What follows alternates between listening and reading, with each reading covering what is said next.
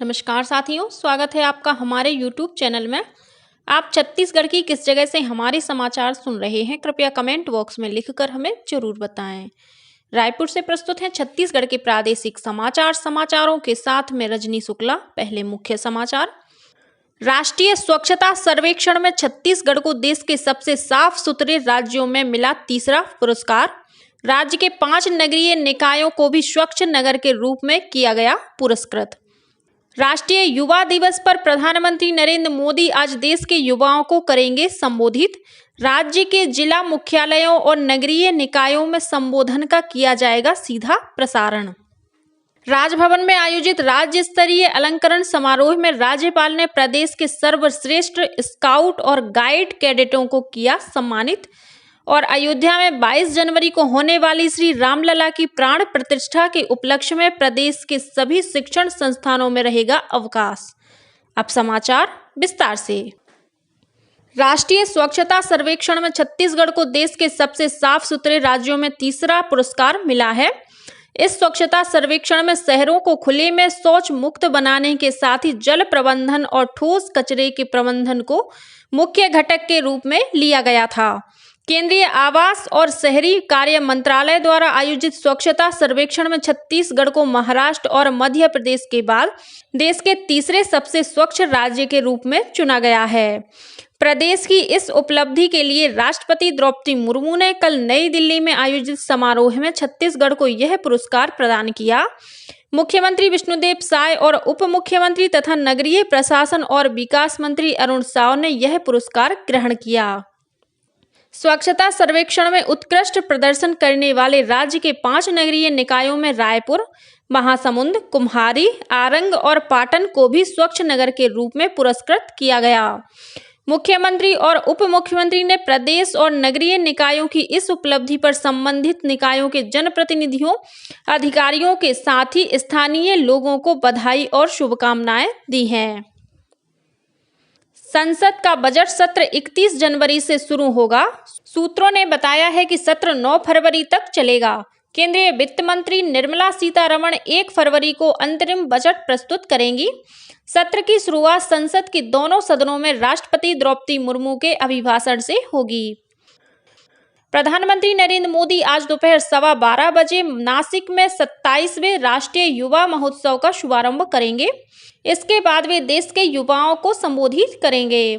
प्रधानमंत्री के संबोधन का प्रदेश के सभी जिला मुख्यालयों और नगरीय निकायों में सीधा प्रसारण किया जाएगा। इस बार का युवा महोत्सव विकसित भारत 2047 युवा के लिए युवा द्वारा की थीम पर आयोजित किया जा रहा है। उप मुख्यमंत्री अरुण साव आज रायपुर और बिलासपुर में राष्ट्रीय युवा दिवस कार्यक्रमों में शामिल होंगे। भारत स्काउट गाइड की छत्तीसगढ़ इकाई द्वारा रायपुर में राज्य स्तरीय अलंकरण समारोह का आयोजन किया गया। राजभवन में आयोजित इस समारोह में राज्यपाल विश्वभूषण हरिचंदन ने प्रदेश के सर्वश्रेष्ठ स्काउट और गाइड कैडेटों के साथ ही सर्वश्रेष्ठ रोवर और रेंजर को पुरस्कार से सम्मानित किया। इन सभी विजेताओं को प्रमाण पत्र के साथ 10-10 हजार रुपए की नगद राशि प्रदान की गई। इस अवसर पर राज्यपाल ने स्काउट गाइड के कैडेटों से कहा कि वे देश और समाज के निर्माण में पूरे समर्पण के साथ कार्य करें। उन्होंने कहा कि प्रधानमंत्री द्वारा शुरू किए गए युवा आवाज विकसित भारत अभियान में स्काउट गाइड कैडेटों की अहम भूमिका है।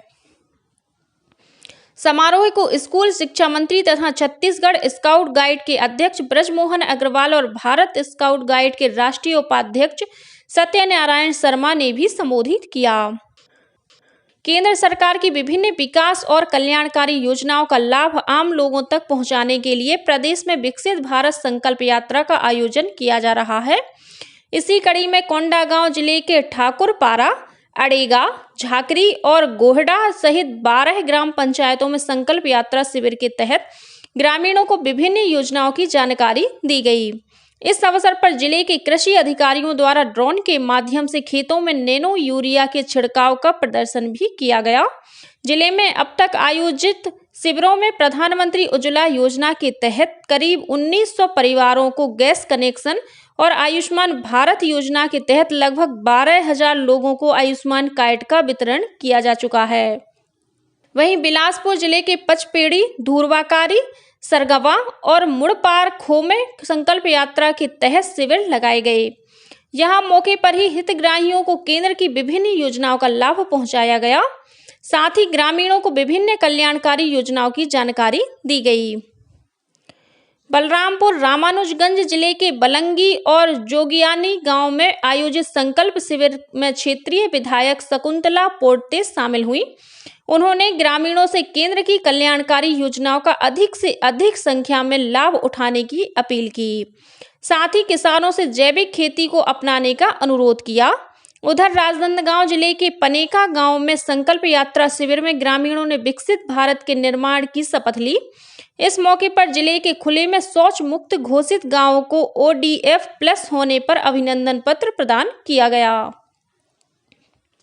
विधानसभा अध्यक्ष डॉक्टर रमन सिंह ने राजनांदगांव में अपने विधानसभा क्षेत्र के अंतर्गत होने वाले विकास कार्यों की समीक्षा की। जिला कलेक्ट्रेट में हुई इस बैठक में डॉक्टर सिंह ने राजनांदगांव जिले के शहरी और ग्रामीण क्षेत्रों में पेयजल की समस्या को दूर करने के लिए कार्य योजना बनाने को कहा। विधानसभा अध्यक्ष ने राजनांदगांव शहर में रायपुर की तर्ज पर नालंदा परिसर बनाए जाने के लिए प्रस्ताव तैयार करने के निर्देश भी दिए। बैठक में कलेक्टर संजय अग्रवाल ने बताया कि अगले वित्त वर्ष में राजनांदगांव से रायपुर विमानतल तक वातानुकूलित AC सिटी बस सेवा शुरू करने का प्रस्ताव है। प्रधानमंत्री जनमन योजना के तहत मुंगेली जिले के खुड़िया में आयोजित शिविर में उप मुख्यमंत्री अरुण साव ने 20 बैगा आदिवासी युवाओं को अतिथि शिक्षक के रूप में नियुक्ति पत्र प्रदान किए। उन्होंने विभिन्न योजनाओं के हितग्राहियों को चेक और सामग्री का वितरण भी किया। इस अवसर पर श्री साव ने सुदूर वन क्षेत्र के बैगा आदिवासियों को बेहतर स्वास्थ्य सुविधाएं उपलब्ध कराने के लिए 3 एम्बुलेंस वाहनों को झंडी दिखाकर रवाना किया। कबीर पंथ के गुरु उग्र नाम साहिब की स्मृति में बेमित्रा जिले के लालीसरा में आज से संत समागम मेला शुरू हो रहा है। यह मेला 15 जनवरी को संपन्न होगा। प्रदेश के उप मुख्यमंत्री विजय शर्मा ने कल लालीसरा पहुंचकर मेले की तैयारियों का जायजा लिया और सभी आवश्यक व्यवस्थाएं सुनिश्चित करने के निर्देश दिए। प्रदेश कांग्रेस के प्रभारी सचिन पायलट ने कहा है कि कांग्रेस के पूर्व राष्ट्रीय अध्यक्ष राहुल गांधी द्वारा मणिपुर से शुरू की जाने वाली भारत जोड़ो न्याय यात्रा में प्रदेश कांग्रेस के वरिष्ठ नेता और पदाधिकारी भी शामिल होंगे। उन्होंने कहा कि यह यात्रा देश के वंचित समुदाय को उनके अधिकार का न्याय दिलाने के लिए शुरू की जा रही है। उन्होंने बताया कि यह यात्रा 5 से 6 दिन छत्तीसगढ़ के विभिन्न स्थानों से भी गुजरेगी। इस दौरान प्रदेश के प्रमुख मुद्दों को जनता तक पहुंचाने का प्रयास किया जाएगा। इससे पहले उन्होंने रायपुर के राजीव भवन में पार्टी पदाधिकारियों की बैठक भी ली।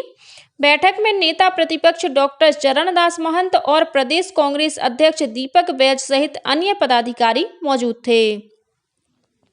और अब पेश है मौसम का हाल। प्रदेश में एक बार फिर ठंड का दौर शुरू होने वाला है। मौसम विभाग के अनुसार प्रदेश में आज से उत्तरी हवाएं चलने लगी हैं। इस वजह से न्यूनतम तापमान में 3 से 4 डिग्री सेल्सियस की कमी आने के आसार हैं। वहीं अधिकतम तापमान में भी 1 से 2 डिग्री सेल्सियस की गिरावट हो सकती है। और अब कुछ अन्य खबरें संक्षेप में। स्वामी विवेकानंद की जयंती आज देश भर में राष्ट्रीय युवा दिवस के रूप में मनाई जा रही है। इस अवसर पर मुख्यमंत्री विष्णुदेव साय ने अपने संदेश में कहा है कि स्वामी विवेकानंद के विचारों ने पूरी दुनिया को मानव जाति की सेवा का मार्ग दिखाया। राजनांदगांव के शासकीय औद्योगिक प्रशिक्षण संस्था में 19 जनवरी को रोजगार शिविर लगाया जाएगा और महंत राजा सर्वेश्वर दास स्मृति अखिल भारतीय हॉकी प्रतियोगिता राजनांदगांव में 28 जनवरी से शुरू होगी। प्रतियोगिता का समापन 6 फरवरी को होगा। प्रतियोगिता की तैयारी के सिलसिले में कल जिला कलेक्टर की अध्यक्षता में बैठक संपन्न होगी। इसी के साथ छत्तीसगढ़ के समाचारों का ये बुलेटिन समाप्त हुआ। नमस्कार।